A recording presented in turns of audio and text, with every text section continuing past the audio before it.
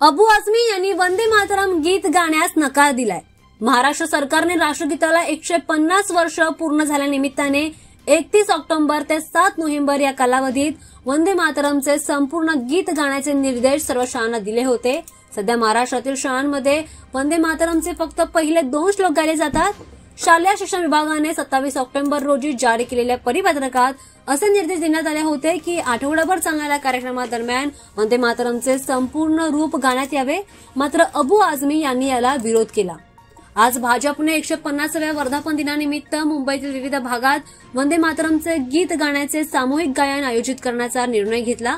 अमित साटम यांनी सांगितलंय की राष्ट्रगीताचा आदर करणे ही प्रत्येक नागरिकाची जबाबदारी आहे, परंतु काही जण तो राजकीय मुद्दा बनवत आहेत। दरम्यान या भूमिकेमुळे सध्या राजकारणात राजकीय वातावरण चांगलंच तापून आलंय।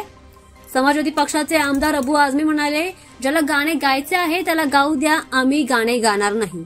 या विधानाने भाजप कार्यकर्ते संतप्त झाले। त्यानंतर शेकडो कार्यकर्ते भारत मातेचे चित्र घेऊन अबू आझमींच्या घराबाहेर जमले आणि घोषणाबाजी केली।